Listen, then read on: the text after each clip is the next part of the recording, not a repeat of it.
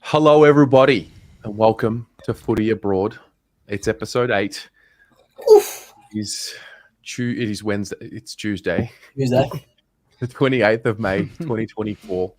And the three amigos are here. I'm Tez. Got Jake from Saints TV. Got Luke from Swoop Luke. We are here to talk about all things footy. Gentlemen, how are we doing? Good. 2 months we've been doing this. That's crazy. Flies by, eh? That's crazy. 8 weeks, man. This is the 8th week. Yeah, wow. Yeah. That's nuts. It didn't even dawn on me. I did say at the very beginning, remember, let's just get to 10 episodes and we'll get to 50. And Oh, then we'll be here we old, go. man. Yeah. Oh my god, that's cool. How we doing, Jake? What's happening, mate? You always start with me with these questions. Oh, I'm gonna you're gonna go to Luke. No, I'll go. I'll take it. No, it's just gradually built to this point now where the club's getting slammed and the fans their patience is. I think it's done. I don't think the fans have any patience anymore. We've given the club a little bit of benefit of the doubt with a few close losses. Clean bill of health on the injury list. Melbourne at the G, perfect day. And up until the last 5 minutes, we had 6 goals on the board. That just says it all. It's maybe not the fall from grace that people, maybe it's not that surprising to people. Obviously, there's a lot of people that expected this in the off season. I didn't. But I'm just a little bit shattered that, it's kind of happened the way it's happened. But there's still plenty of the season to learn and turn things around. It doesn't end here like people think. It was the first Saints game that I haven't watched this season at all. I was surprised to see the margin. Like, was it just much of what's been happening the last few weeks, or just the Ds? I mean, the Ds are good. There's that Ds too. are good. Ds are good. They were very wasteful early. It could have been done. It probably could have been a 7 or 8 goal margin at quarter time. It's like 4 goals, 7 to 1 goal or something. Like 11 shots in a quarter. That's crazy. And that was with Petrarca being held pretty quiet by Stocker. Did a good job on him. We just looked like we didn't give a shit, to be honest. I say that some weeks, but this was genuinely like we were... there was a passage like 5-10 minutes into the game and the ball had left a contest, and I won't name the players, but there was 3 or 4 of them together just jogging to where the ball was going. No urgency, no nothing, no care. And that's 5 minutes into the game when you need to put your stamp on it. When you've got energy as well. When you've got energy, when the crowds, like the Saints fans, are up and about because the scoreboard is not ticking over in the opposition's favour, and they kind of go... Like we kicked, I think it was 1 goal each, 5-10 minutes in. We looked okay, but then that happened and the floodgates, they opened. Wow. So not good. It's kind of like we talked about this last week where we said, as supporters, you can kind of tell when your team's heart isn't in it from like the first bounce. Yeah. And you would have already known, like, as soon as you saw that, you would have been like, it's got to be a fucking long day. I'll be honest before we get to you, Luke, but I did something that, I mean, it's probably just messed up or just like only crazy people like me would do. But I just wanted to watch like us last year in a loss and see the difference. Like not the scoreboard, but see the attitude and the application, because that's what's missing right now, okay? I don't care. Saints fans don't care if we win or lose games. It's the way the boys rock up and how hard they hit the contest. And I watched highlights of the elimination final loss to the Giants last year when they were the better team by far. But they were the better team by far because they had a bit of silk, not because they wanted the ball more, not because they chased harder, not because they tackled harder. We did all of those things. We just didn't have the class. But we don't even have that, I guess, that foundation this year of that toughness, that chase, that heart. You don't need skills for that. And that's what we've lost. And that's what loses the fans. Yeah, fuck. Yeah. So that's my thoughts. Fair. Seeing the ladder on face value reminded me of last year with Carlton. We were sitting 15th round about this time last year. I think next week will be Wait, I think we played Essendon in round 12. Yeah, and that was like the gut punch, and that was like, all right, give up on the year. And but there's no doubt they can't keep losing. They just can't. We've got West Coast in Perth. Could there be no worse game for us to have right now in this moment in time than West Coast, who have lost by 99 points and are favourites in this game? Are they favourites? They are favourites $1.70 to $2. I'm not even joking. That's a load up on St Kilda. If you say that to a lot of Saints fans, I genuinely think a lot of them will be tipping West Coast. I'm not even kidding. I can't tell you what I'm going to wait for selection because we've got a lot of good players that can come in. Crouch, Hunter Clark, Butler. There's a lot of players that can come in, but West Coast are different at home. Melbourne saw it. Took them to pieces. Harley Reid will be looking at that midfield and thinking, okay, I can do a few centre clearance explosions and kick a few goals. What day is that on? Sunday, I assume? That's Saturday afternoon. Oh, okay, not too bad. Yeah. I know you assumed, oh, of course, that's Sunday 4:40, right? Yeah. Yeah. All right. Luke, how are you and what's the Collingwood story? Yeah, personally, pretty good. Sold the house, moved back in with my parents at the moment while I'm looking for a house. So that's all good. Roof over my head. Collingwood story, on the other hand, fucking 15 injuries. And, we talked about it last week. Injuries are sort of, you don't really want to use them as an excuse, but when you're getting 3 injuries every single game, like 3 fresh injuries, it just feels like, just a gut punch every single time. But the kids are playing well. In place of that, we haven't lost a game in 8 weeks. The draw against Fremantle is, half supporters say we shouldn't be giving up a 25-point lead with 7 minutes to go. But then you sort of look deeper into it, and in the last quarter, we had no Brody Myercheck, no Mason Cox. We had Ed Allen, the first gamer, playing as our tall full forward, and Billy Frampton swung up there. So you can kind of forgive them for losing that.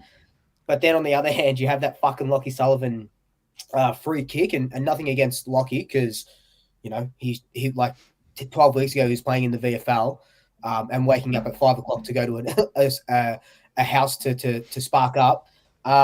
So yeah, it's frustrating because that would have been probably one of our best home and away wins that we've had under Craig. I'd probably say the last 5 years, really. Just the backs against the wall, Fremantle, they had pretty much a full side. And yeah, it sucks. And the free kick was there technically. And then you kind of get into that area where it's like, we talk, and we always talk about this stuff, and we're ahead of the curve where it's like, it's not black and white, but do you want to, pay the free kick because it's technically there, or do you want them to go with the feel of what the game is saying? So when you start getting into the feel, that's when you start getting really grey. And then, it's like the Isaac Rankin thing as well. Do you get the feel? So it's a very precarious sort of position that the AFL and the umpires are in at the moment. And with all the stuff with holding the ball and all that shit as well. But yeah, it's shit. It's a shit feeling, but we didn't lose. So that's the positive to that. You know what I mean? I can't tell you how jealous I was watching all these kids like Joe Richards, Harrison, like these kids who haven't been playing, and then they're playing and they're impacting, and I'm like it's just, you need to know that from an outsider's perspective, like it's sickening, like in a good way and impressive to watch the kids come in and just not look shy at all. It's very impressive. Yeah, and that's like I said on one of my videos, it's just a testament to the Josh Fraser and Neville Jetta, what they've been able to do. And I don't know how you guys work with like your seconds and if they have much say with Voss and Lyon and stuff, but these guys the coaches just work so well together, and the system that we play in the ones is exactly what we're playing in the twos, even for all the VFL players. So it makes the transition a lot easier. And because they've been playing together for so long, for the last 2 years, they know where each other are. They can bounce off each other. And I call them the VFL Avengers because that's exactly what they are. You know, they're just there when we need them, and we're gonna fucking need them for the next 6 weeks. So, you know, got to do that. Wow. Yeah. I feel like, correct me if I'm wrong, but the bulk of your injuries have come over the last month. Yep. Yeah. Like and they're impact 3, 4, injuries 5 as well. weeks. So nothing that you can prevent, you know, nothing that you can prevent. And that's the sort of sad thing as well. It's like you can't change anything like with training or anything. It's just a couple of concussions. Like the older players are getting hamstrings because they're fucking 32. Like, you know, I went for a run the other day and my calf is shot. So like I'm out for 3 weeks, you know what I mean? So you can kind of understand it. But yeah, most of the other guys are just, you know, broken, they're fractured toes and all this sort of shit. What can you do? What can you do? But yeah, last month, and yeah, it's you just got to play who's in front of you and try your best. Like, and we'll assess it after the bye. We've got Doggies, Melbourne, North Melbourne, and then a bye. So 4 weeks, we'll assess where we are and, you know, go from there. Yeah. Yeah, we're getting into that grind of the year now. Like we're nearly halfway there. So there's still so many more chapters to be written before the season ends. 100%. Hopefully, it's always going to be a tight finish, you know. So, and what about you guys smashing the Suns, who I thought would have sort of given it to you guys a little bit more after what they did to Geelong?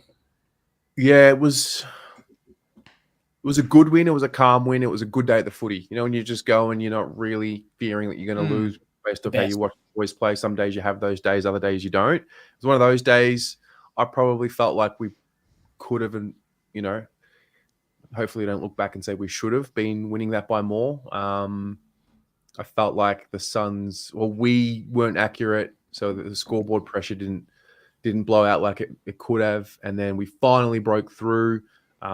We paid our third free kick in the third quarter for the game. I saw that. But that was bubbling all throughout the game, and then that eventually came to a burst, and the crowd got completely activated. It was quite cool. Then the boys just went, you know, in a matter of 5-10 minutes of footy, just turned it on. We're up by 47. You're like, oh, okay, well, this is it. And then Gold Coast peg a few back. I don't know, subconsciously, did the boys think that they've got a game in 5 days and just preserve themselves? But yeah, it was a win. I'm not getting too carried away with it. We made the Suns look worse than what they are, and I think that's probably more impressive for us, especially the midfielders. Like, we had Alex Chincotta all of a sudden playing as a tagger on Touk Miller, which was great.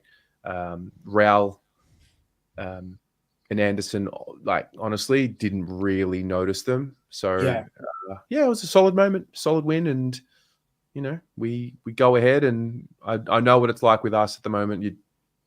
We lose this week, and then the place is burning down, and we're not top 4 side, and blah blah blah. So I'm just being very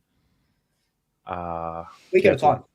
Week at a time. But yeah, got the win. That was the main thing. Had to respond after the shellacking the week before.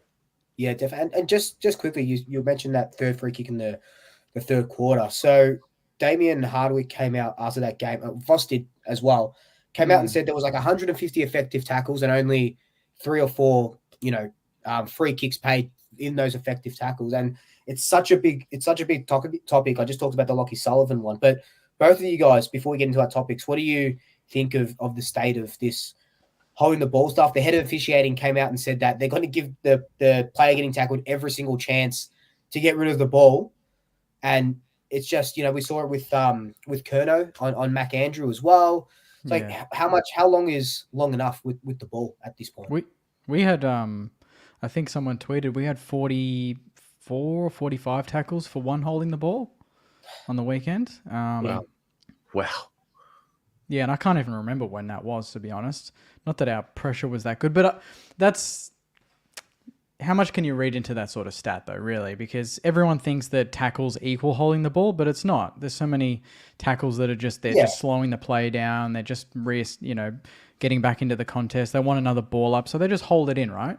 So it's kind of skewed, but I I don't understand. Do the umpires just want to keep the game going, so they just can't be bothered blowing the whistle when it should be blown? So they're like, we're just going to give... So he spun him once, he spun him twice. I could blow the whistle here because it is technically holding the ball, but we want the game to be free-flowing. So I'm going to give him one more spin, ball comes out, play on, and everyone's fuming, you know?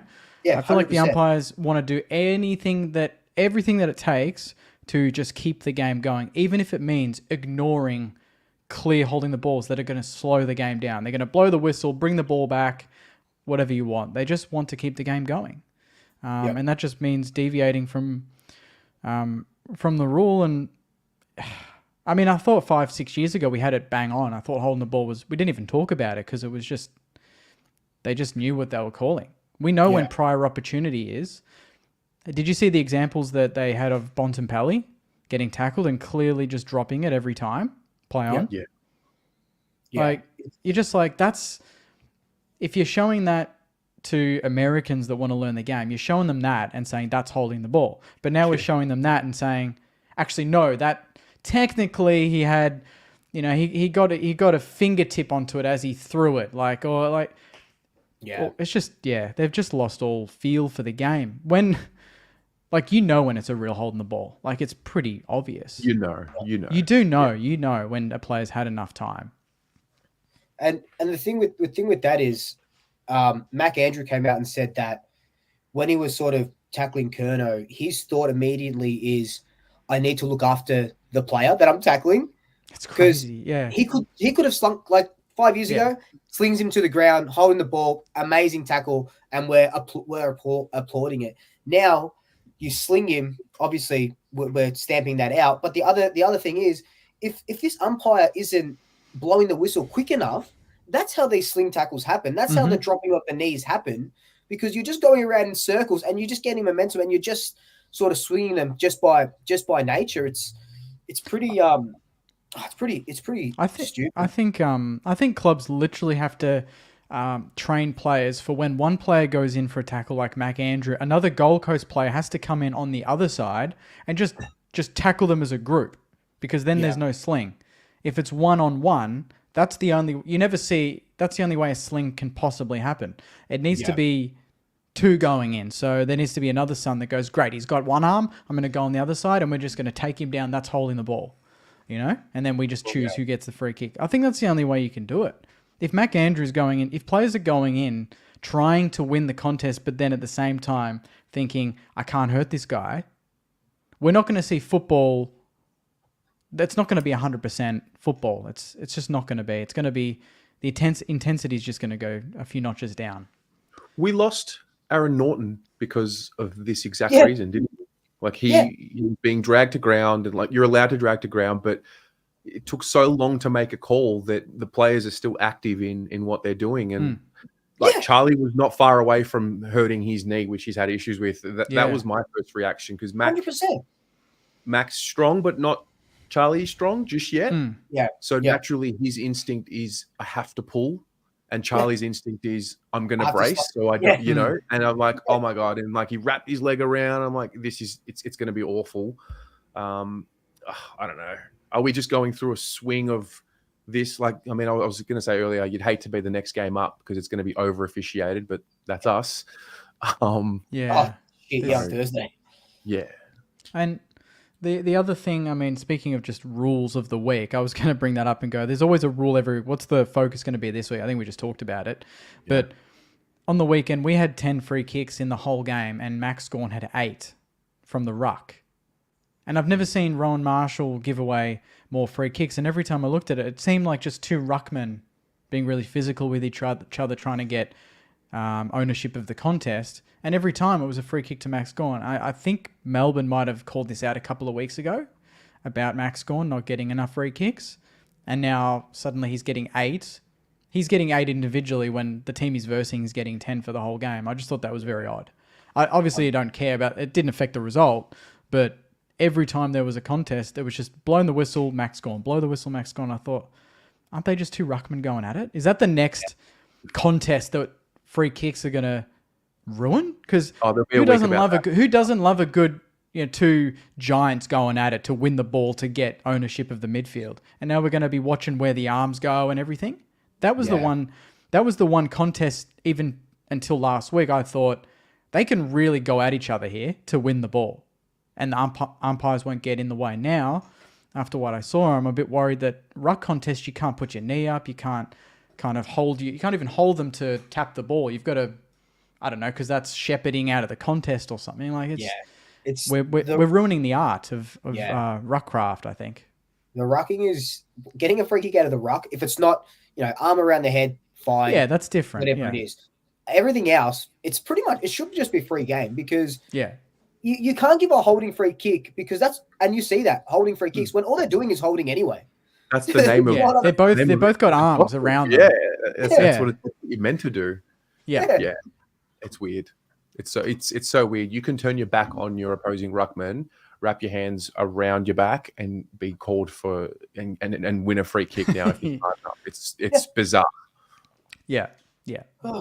Bloody hell. So no. Well, that's that. Should we get into it? Into some topics. Yeah. We can do that. Who should we start off? Who should start? I can start. You go. Yeah. I can start. So my topic is something that I've been sort of vocal about over the last couple of years. Is around the mid-season draft. So so mid-season draft. So that's coming up in 2 days. And I absolutely love the mid-season draft. Johnny Noble, 100 games, first 100-game player from the mid-season draft. Pickett debuts in a fucking grand final from the mid-season draft, which is absolutely crazy for Richmond. We see John Newcomb, which was, the Newcomb thing, is crazy. Like, he could be potentially their next captain, and he's just crazy good. Jordan Boyd, was he mid-season draft? He was. Well, he was. Has St Kilda picked up anyone's? Yeah, we had Cooper Sharman 40 games. Yeah. So it's incredible what they've done to give these guys a second chance is a blessing, and we love it. I need a mid-season trade period though.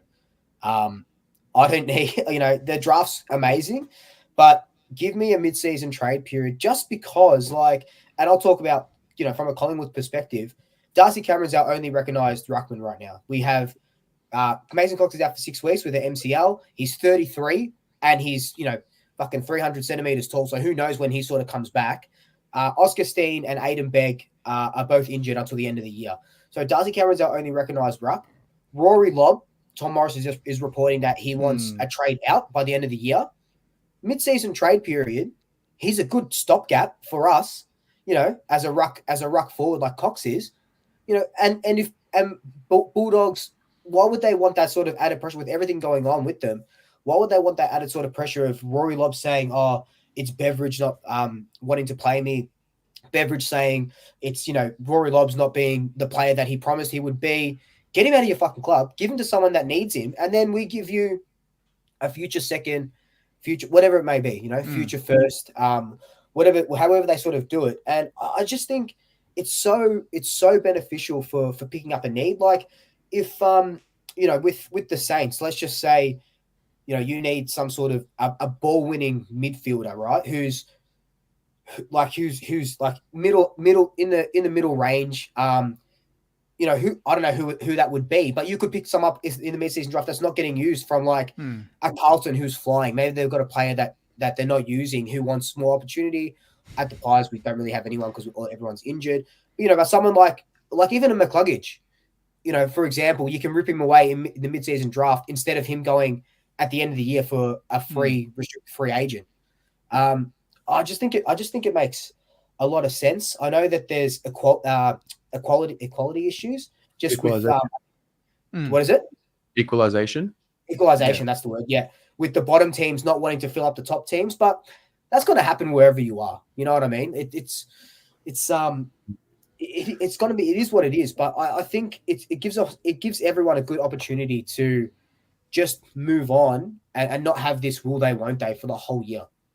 So would you have it for a week, or how long would it how long? Yeah, it'd have to be a week. The buy round. Yeah. Okay. Yeah. I would even go further and say we should have a round where up until that point you have a waiver, you have a free agent. Like if a team wants to buy out like Rory Lobb, if they want to part ways, If he and the Dogs want to part ways, they come to some sort of an agreement, and he's a buyout, and then he's a free agent, and you can pick him up until round 10, whatever. But I do think it will be a mid-season trade period first, whether it's a week or 2 weeks. It's a slippery slope because you've got shitty teams. You've got teams who are not going well who might panic and make a move that they're making out of, what they think is necessity. That might come back and bite them. It could be a bit of a short-term win. Like obviously for the Pies, strong team, strong club, premiership team, like in the window still. So making such a move maybe doesn't have as much of a risk. But, I just feel like we already have an issue with, teams asking for priority picks. I think this will only expand that because more mistakes will be made. I feel like there'll be more wrong decisions made than right ones. But I do still think we need to have it. What about which is how it works? You wouldn't do like loans or anything? Like if we had a bunch of players in the VFL that aren't getting in and they deserve AFL level experience, you couldn't take them out for the remainder of the year? How does like it say work? a Hunter Clark is in the VFL, but he's obviously too good for it, but he's not getting in for whatever reason. And another club is desperate for exactly that type of player, but they're not sure if they can fit him into the salary cap next year or something. Is there some way they could do a sort of a loan sort of agreement where it's like maybe at the end of the year they can buy him out, test the waters with him, and if not, then he just he's a St Kilda listed player until otherwise? Is that not a possibility? They do it well in the soccer. Loans with options to buy. Yeah, and then they just don't play against their old team. That would just be in the contract. So apart from that, he's getting it. And then, to me, especially if you're an inexperienced team or there's players in your seconds that you think maybe eventually they'll be first, this fast tracks some sort of development because they're getting AFL level experience that they wouldn't be getting in your team, maybe because it's at full strength or for whatever reason you just aren't playing them. Honestly, we could be playing Lance Collard at VFL level every single week, but he's not going to get that same level of experience that he would. Even if he gets one touch on the G, that's more experience. He's playing against AFL level All-Australian players. He's learning off the best. So, you're saying in that example, so Lance Collard goes to a team where he would be playing every week. Say he goes to North in the forward pocket. He plays every week. Right, and they do the development. They can fast track his development for us, and then he comes back at the end of the year, and instead of playing 4 or 5 AFL games, he's got 16 under his belt already. There's ways of I don't know. I just think that got me thinking earlier today. I was like, we have so much pressure on some of these young kids coming in. We want them to be AFL level straight off the bat from debut. But is that more an indictment on the development of the club that they're at? Or is it just that VFL and wherever they come from is nowhere near, it's not even close to the level where it should really be? If you look at the championship to the EPL, there's a bit of a gap. Obviously, you see the relegation, but quality-wise, individually, the players are pretty good. Some of them will get bought out and go to the big teams because they're good enough. Here, I think there's too much of a gap. Maybe that bridges it. Trust our league. Also, we have salary.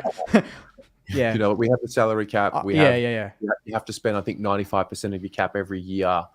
So you're kind of restricted in the type of player that you could bring in. They would have to figure out some kind of mechanism. I feel like the more that this league exists, the more we move towards player empowerment. That's just I think that's just the way it will eventually go, whether it's next year or whenever it is. And I guess it's a big decision, but it's a valid conversation. I guess the issue too would be the issue, say again with the Lance Collard example, was that we drafted him and a lot of people didn't because they're worried about his go home factor. Imagine if we loaned him out to the club that's at home and that actually alters his thinking. He's like, you know what, I'm actually going to request a trade at the end of the year. I'm not happy at St Kilda, Whereas if you keep them, they're in the 4 walls of your club. Even if they're not playing, they're in the culture. They're embedded in the training and everything. So, I guess it's a bit of a 2-pronged attack on that one. For us, Paddy Dow was the perfect example of a player that could have and probably should have been able to go to another team last year. It was pretty clear he wasn't in our best 22. To be fair, he played a few games at the back end of the year and did okay, but it was pretty clear that he wasn't part of the plan moving forward. You know, there are certain players like that sort of pop up, maybe not in every team, but I guess it happens, whether it's a player that you've had on your list for a certain amount of time and you start to realize, oh, okay, well, this next player is coming through. I'm just mindful. I mean, we've butchered VA score review by bringing that in, and I just feel like you know, just like once you open the floodgates, you can't shut them. But I don't want to be driven by fear because I do think that it's an important part of the game to grow. I don't know. I'm hesitant. But I know it's important. Yeah. It would even be interesting. I don't know. I've never seen this sort of suggested before, but like, so you guys have got, obviously you had Petty Dow last year, Collard. We've got Finn McRae, right? Who just, for whatever reason, dominates in the VFL and comes into the AFL, just the senior side, and just can't string games together. The other week against West Coast, he kicked 3 goals. 2 weeks later, he's dropped from the team when we don't have any midfielders. I wonder if there should be something where during this trade period or even the draft where he goes up to Collingwood or the AFL and says, look, I'm going to terminate my contract right now and I'm going to nominate for the mid-season draft and someone can fucking pick me up. Which would be very interesting. And then he just goes into the drafters, and then the North Melbourne have got him as a number 1 pick. They pick him up. Richmond, who need midfielders, they pick him up. Same with Rory Lobb. He goes, I'm leaving at the end of the year.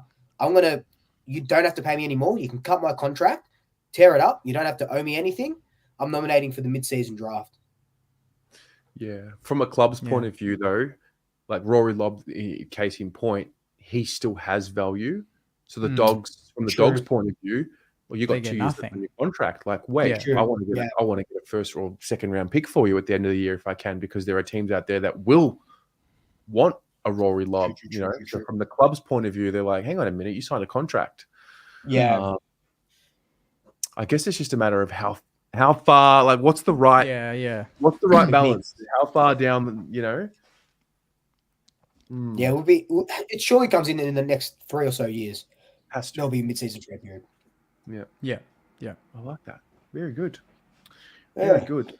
I'll go next. I want to just bring up gambling. Just, what I'm saying is not really, anything that we haven't already noticed, but I'm just watching it unfold before our eyes.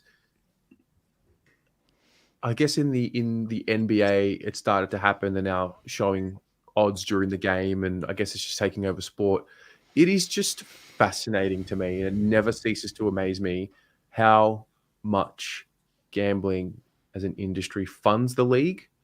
Like, we have all these ads for it, and then we have these new campaigns that say, like, watch the game, not the odds. And I think I probably was prompted by the DMs to Jack Crisp, and obviously he shared them. And that's not new. That happens to many players all over the world. And it just got me thinking, like, is this an example of we've opened the floodgates to this and you can't shut them? Like, how do we fix that? Yeah, it's Pandora's box, isn't it, mate? Like, you can't go back. Yeah, exactly. You can't shut everything back in. But like that crispy thing, I saw someone DM'd him saying, "You owe me $2,000," probably because he had him for 20 touches and he only got 18 or something. You know what I mean? Yeah. But also, if you're at that point where you obviously put money that you clearly probably don't have, if you're begging someone to give you what they owe you because he didn't get enough touches, that's case in point the problem there, and that's why Collingwood are always doing love. Yeah, what is it? Love the game, not the odds. The Kangaroos partnered up with Victorian Anti-Gambling or something, and then you see the Giants released at the start of the year. I don't know if you guys remember it. They released this big video saying that they're partnering with either the Tab or Sportsbet. They had a gambling partner, and everyone ripped into them. Even North Melbourne's social media team ripped into them with an ad for their non-gambling stuff like that. And it all stems from the AFL. Obviously, Sportsbet's their biggest partner. Like me and Dad were watching whatever the Sunday game was, or Adelaide West Coast, and then they do that after the bounce sort of thing. And then after that, at about 11:30, it was fucking a whole show with just odds. Who people were going to put in their multi.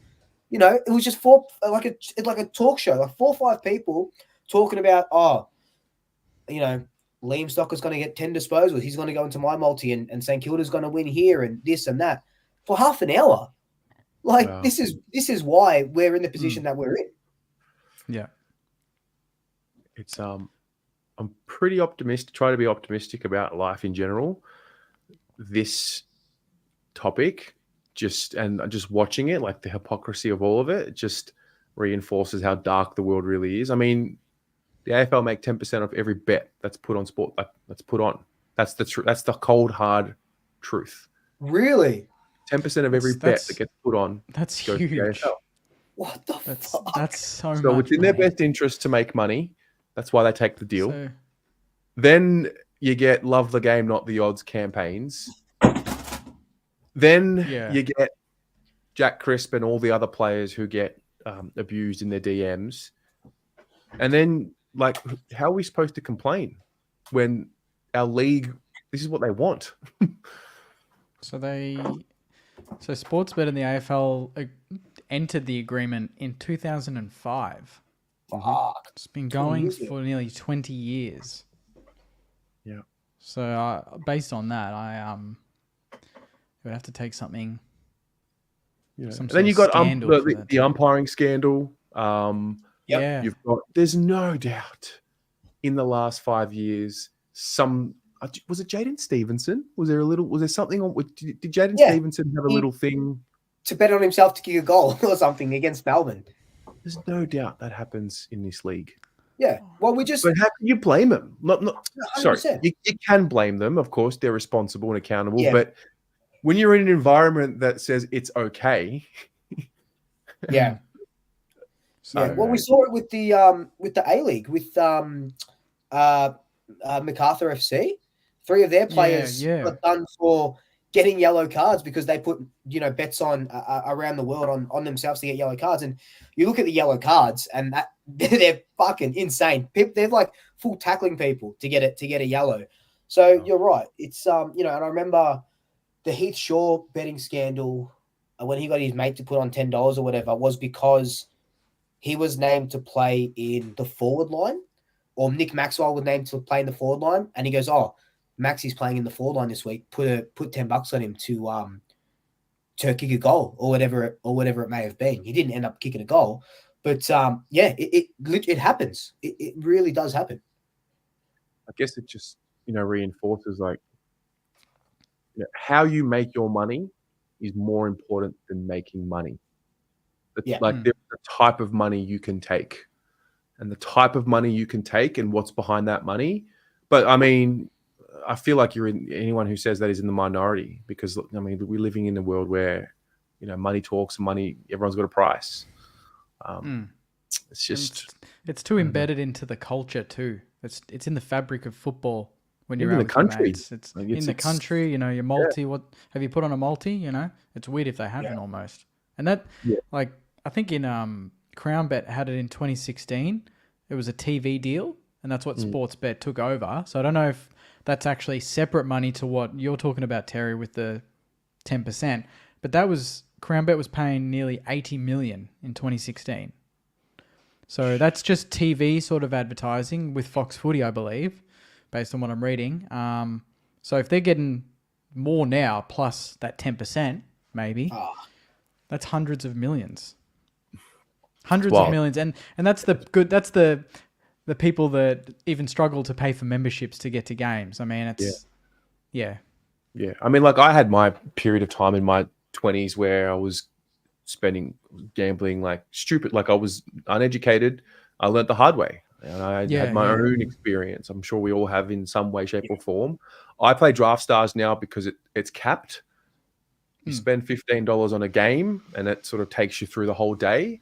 and I enjoy that. But like sports bet, like no, they have to be off my phone. Like I had to move away from that. That was just my story with it, Yeah. And I was just a young, uneducated, silly boy and didn't know how to deal with it. Didn't know how to, not want to chase that feeling of the multi and all of that. Yeah. So everyone's got to do it on their own way. Lucinda's talking, about Fev. I think David Schwartz was the other example. Yep. So it's, I don't know where it goes, but it's dangerous. Yeah, and it's I think just gambling, just in and of itself, like you see it, it's so prevalent everywhere. Like I remember, and it's weird what we remember. Like as kids, my nunnu would go and play the fucking pokies at the RSL, and I'd go with him. And I remember so vividly, he won one day. He won $300, and I thought, oh, beauty! I'll be with him. I'm gonna get some money. And it's going to be a nice little for my piggy bank.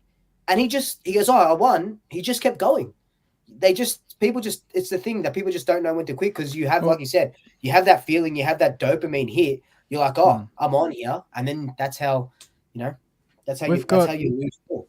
We've got the pokies at RCA hooked up. Like there's a little section in the Moorabbin Social there.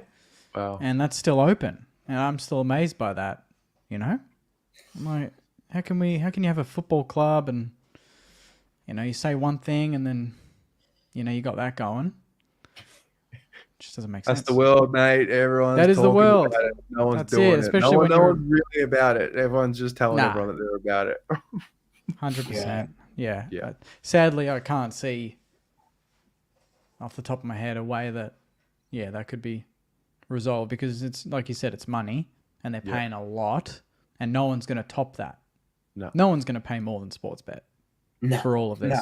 So you can't beat that. Do we bring in the oil money? Bring in the sheiks, mate. Bring in the sheiks. Bring in more crypto.com. Yeah. Let's get some more score reviews. Up score reviews by 85% and we'll pay another 30 million and we're good. Let's go, baby. Bring in fucking umpiring call reviews and they'll be making bank. Well, we're all doomed. Do the umps have crypto on their shirts? I'm just wondering, do they have any sponsor on their Guernsey? It was OPSM for a long time, wasn't it? What is it? Yeah, that was the joke. I'm just going to have a look now. Do they have their own, so that was 2010. Chemist Warehouse was another one. See, Chemist Warehouse, that's not too bad. What do they got now on there? Chemist Warehouse in Queensland. They've got Is it Chemist Warehouse still? Yeah, it's still Chemist Warehouse. Yeah. Okay. Oh yeah, that's not too bad. Yeah, still Chemist Warehouse. Interesting. Yeah, so next year you'll see a big crypto on the back. Yeah, that's a whole other Pandora's box. Yeah. Yeah. So anyway, that's what was on my mind this week. Yeah. I don't have an answer. Like it just was a theme. I don't think it has an answer right now.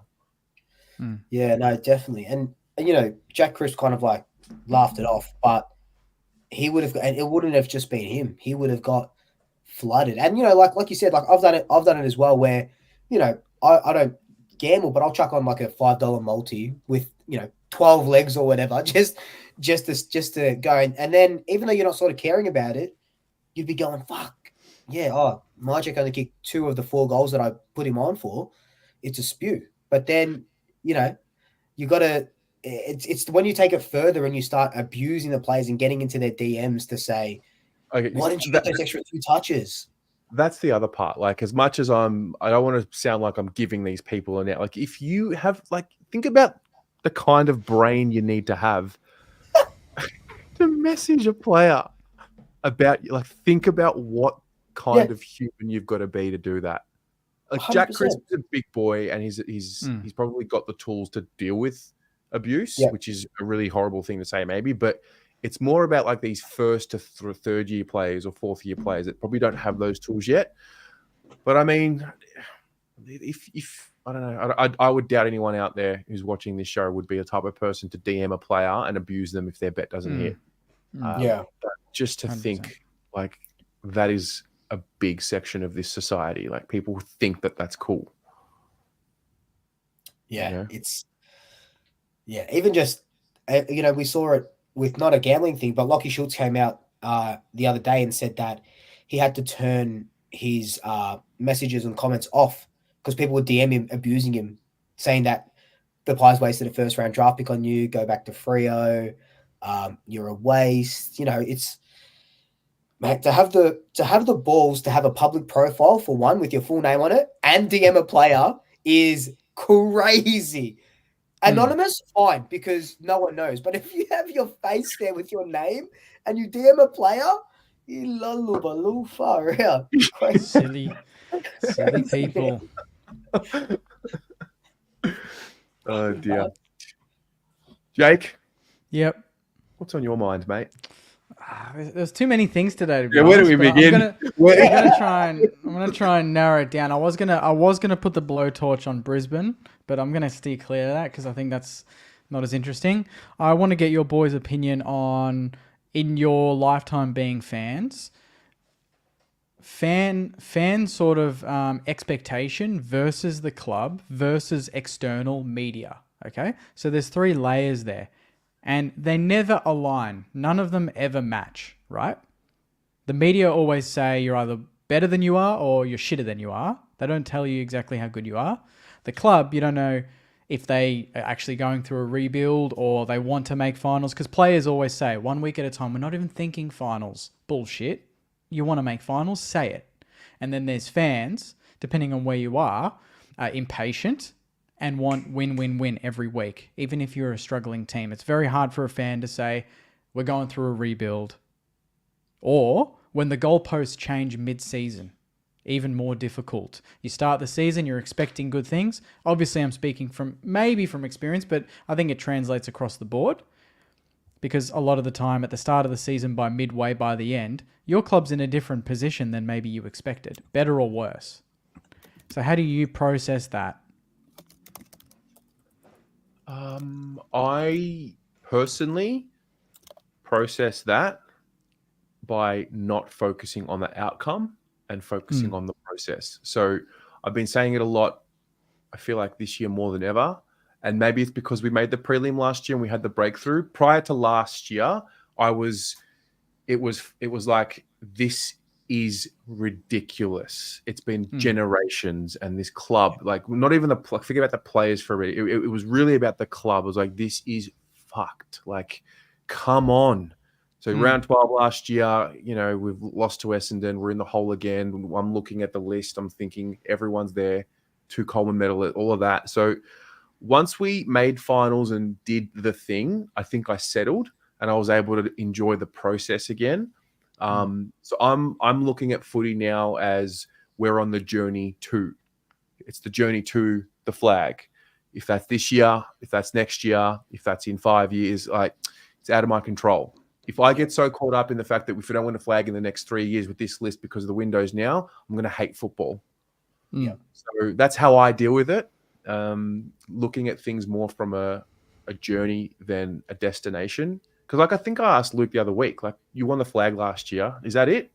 Do your fans just stop supporting and you're successful? Like, no, you keep going. You got to, the next one comes on. So it's a great question. Carlton's an interesting club because of the size of it. We have a generational gap. We have a generation that's missing in the loop of success. You've got so many people who watched the great Carlton Football Club be successful and win flags. And then you've got almost 2, maybe 3 versions of supporters who don't know, I can't sit here and say we're the mighty Carlton Football. Like, I've seen nothing. Like, what have I seen? Like, how could I say that? And that sometimes gets me in trouble with my own fan base because I'm saying, be humble, we're shit. And they're saying, nah, this new generation, you just don't get it, Yeah. And you, Luke, I'm curious about yours because you, obviously, Granny 2018 didn't get the chocolates. And then there were a couple of down years, weren't there? There were a couple of so 20 interesting years.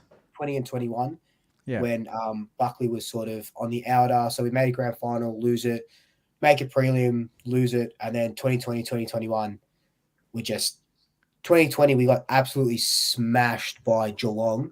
I think we lost by like 80 something points in a semi-final after we beat West Coast by a point the week before.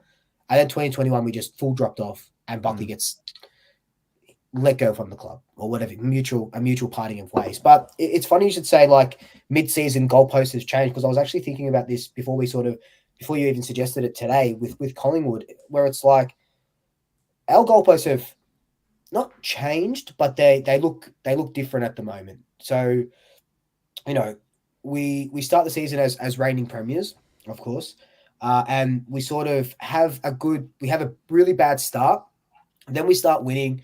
We go on this bit of this streak where we're not losing, we're winning and drawing. But now, as of today, we've got this huge injury list. To 7 premiership players on that injury list, right? Who would slot into the best 23 straight up. And now it's almost like, okay, can we start excusing these guys if they do start losing? Has that not a fairy tale, but has that sort of, we talked about the kids just before, will that start wearing off if we do lose to the Doggies and we do lose to Melbourne and we start dropping out of the 8, are we able to realign where we're sort of looking at?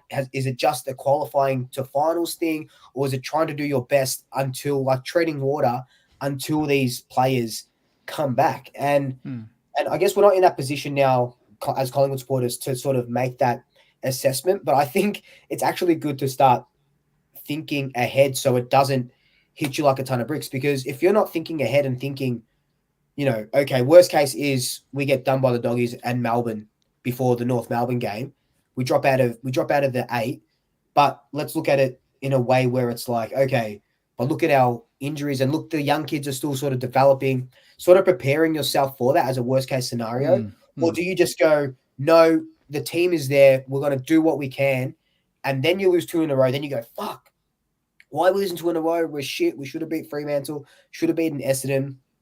So we're in a very precarious position at the moment, but it's like Scott said, it's a tight season right now. Like we saw it with Carlton and the Giants last year. They were 15th and 16th or 14th and 15th after round 12. Seriously, and they make a prelim. The Giants could have beaten us 30, 45 more seconds, and they would have beaten us and made a grand final, and probably beaten Brisbane in the grand final.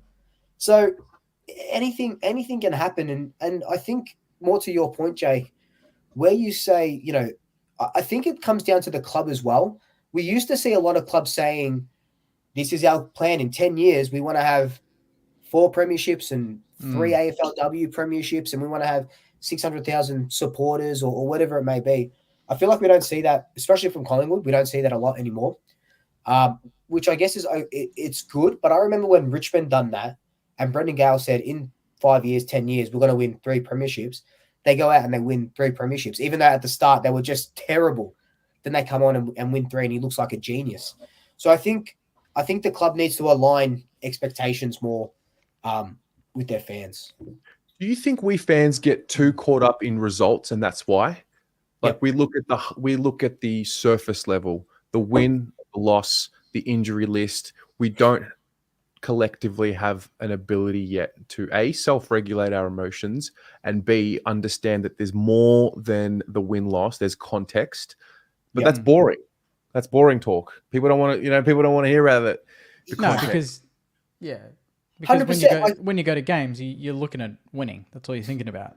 Yeah, but a good thing about that, a good example about that is when we drew with Fremantle, everyone's up in my comments, opposition supporters and me saying, if I said, be proud, blah, blah, blah. Oh, but we shouldn't have choked. You guys choked. You guys choked a 25-point lead.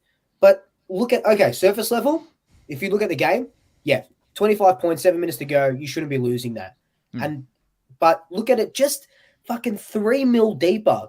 No forward targets. Ed Allen playing as a full forward. Billy Franson, we have to move him to the forward line because we don't have any forward targets, any marking targets over 180 centimeters in the forward line. And we have to move our best defender into the forward line. So it's very much just, okay, you guys got done by 80 points. We're not seeing anything else. Move on to the next one. You guys choked a 25-point lead. That's all I'm going to hear about it. Move on to the next one. So, Jake, for you, what do you want from St Kilda in terms of the mentality of the club? Like, yeah. What do you want? Jeez, that's a tricky one. I mean, how do you want them to be? You know, like in terms of, do they need to come out and say, yeah, the goalposts have changed? We overachieved. No, what I mean or is just on field. As in, all right now 3-8. Okay, it is what it is. What is you as who you are as a St Kilda man and whatever? How do you want your club's mentality to be? Oh, yeah. You know, considering what's happened. Forget the 3-8. Forget the 3-8. Pretend it's 0-0 when it's round 1 again or round 0, whatever. And the season starts fresh now. This is a new season. Let's go. Let's try and be in the positive win-loss for the rest of the year in a significant way, not in a, we've scratched the surface, but because you need to go into the next year with momentum, whether you win, whether you make finals or not. You need to give your fans something to be excited about in the off-season, but you also need to be selling yourself to any possible free agents or players that you want to get. We've got a war chest. It doesn't mean shit if you finish 17th. You're not going to be able to get those players. I think we need to go into every game just wanting to win it. I don't want to be hearing maybe we're tanking, maybe it's better we finish 17th instead of 10th because we might get picked 2. I can't understand people that are so obsessed with bottoming out and getting a top draft pick and thinking that's magically going to turn into the A grader that we want. We've had that before. Firstly, we need to select the right player. St Kilda has a history of not doing that. Secondly, even if it's the right player, are we going to develop him in the right way, better than the players we've already got? You can't guarantee that. So we're really just saying, let's hit the reset button and guess and hope. We don't know for sure. Yeah. I want us to just, and that's the thing is we talk about, changing to a culture, winning mentality. Every week, go out and just play for the fucking jumper. Just try and win the game at all costs. The way you want to moving forward. Not the short term where it's just play ugly and win, but play the way you think at the end of the day is going to win you a flag. And if we lose more than we win, but we're playing the right way, I'm going to be okay with that. But we're not doing that.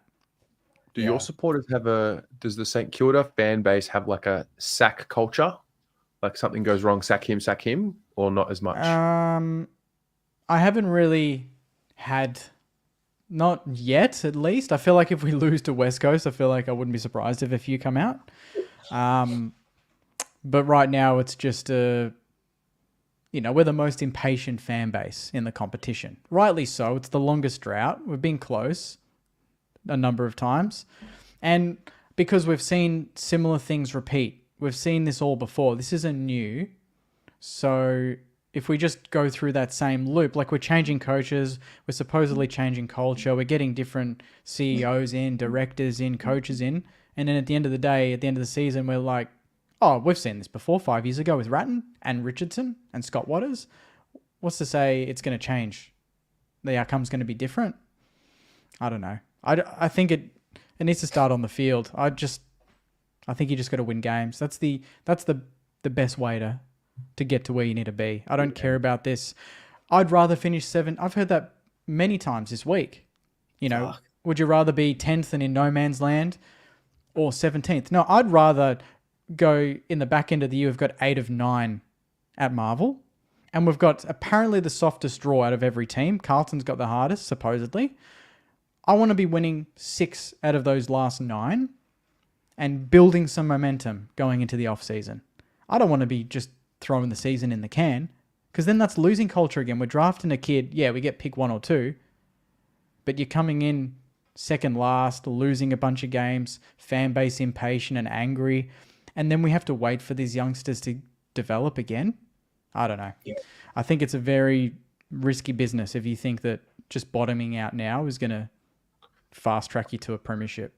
I couldn't be more certain than knowing that the Saints go on a run.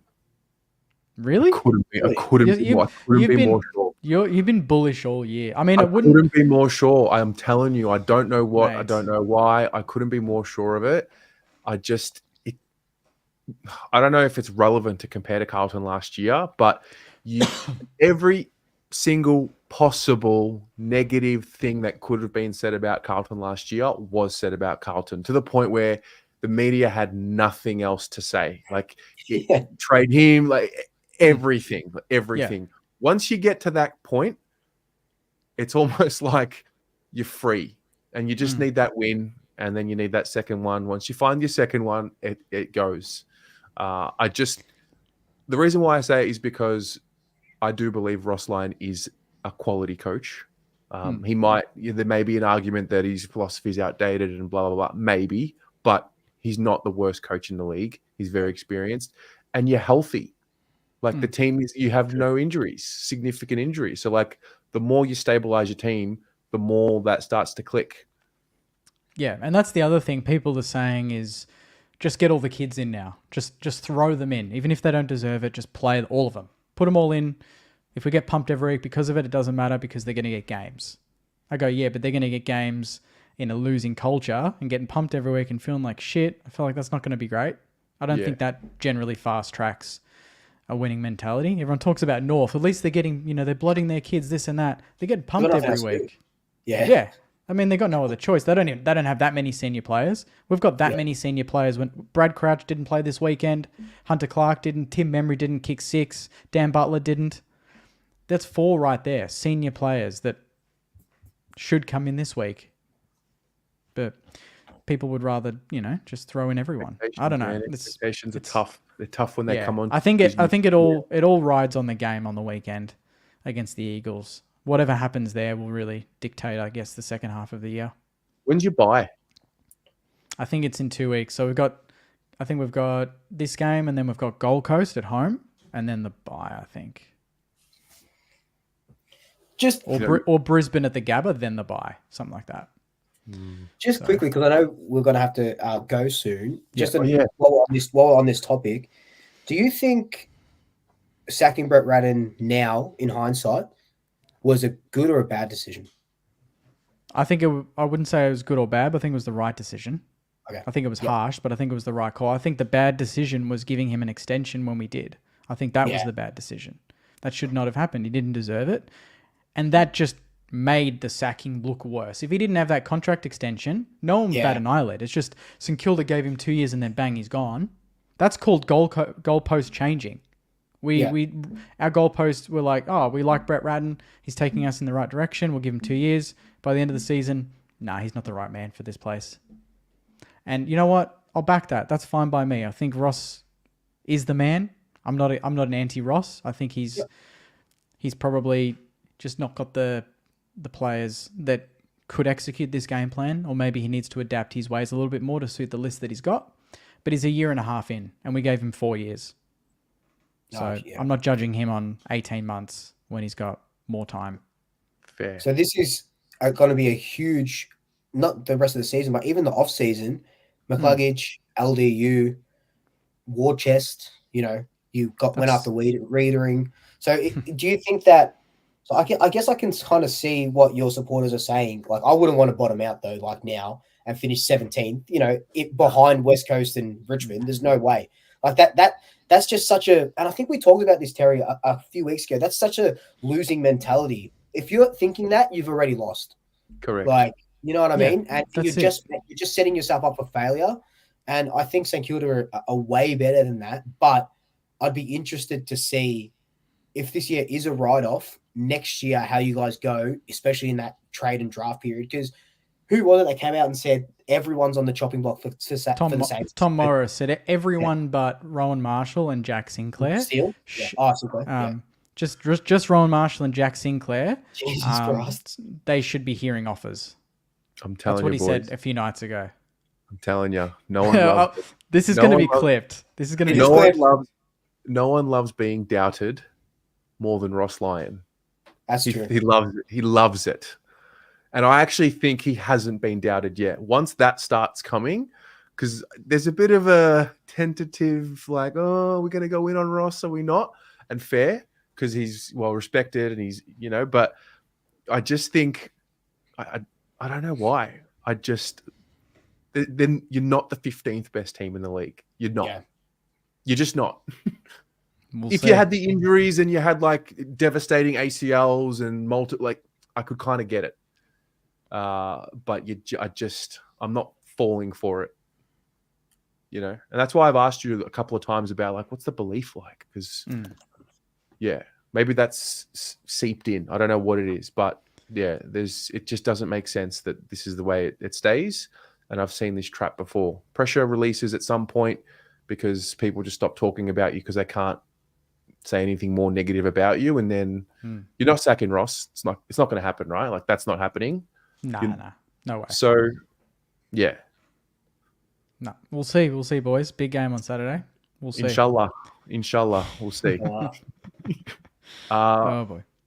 Before we let it go, do we have a little surprise?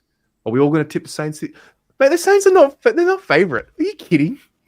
I'm not joking. I mean, we talked about betting, but talking about gambling. Okay, maybe we shouldn't go there, but nah, they're definitely.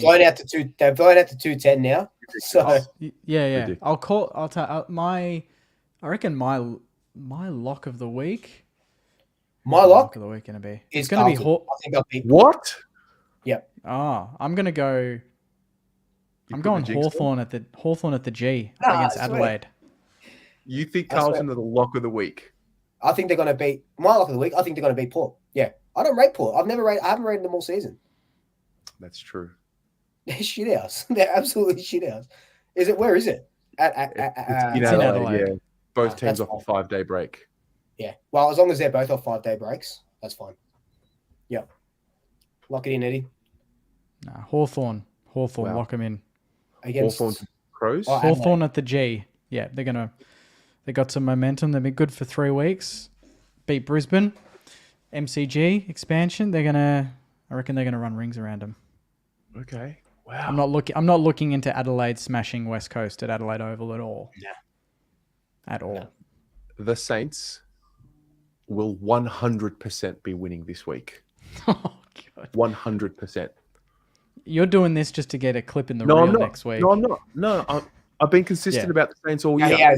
Yeah, you have. You have. Or this will be like the loss and then you'll start coming good. But it's the Saints, mate. All right. It's the Saints. Yeah.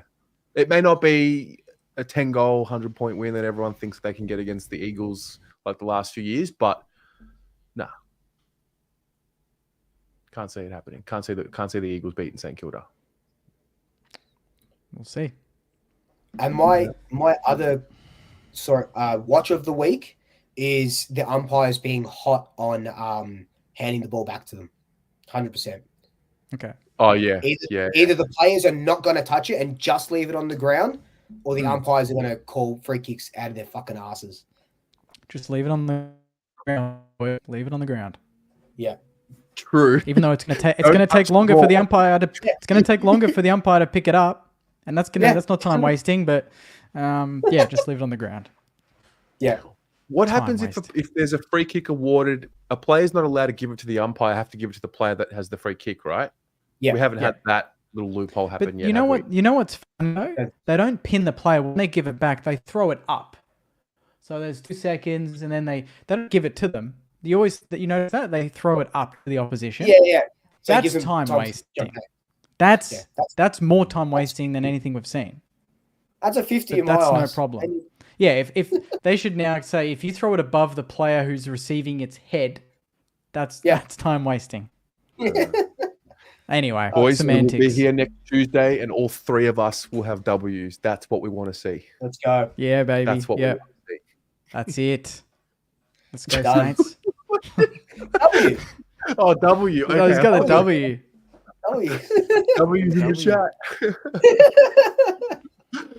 All right, gents. Thanks everyone for tuning in. Thanks, guys. Good night. See you later.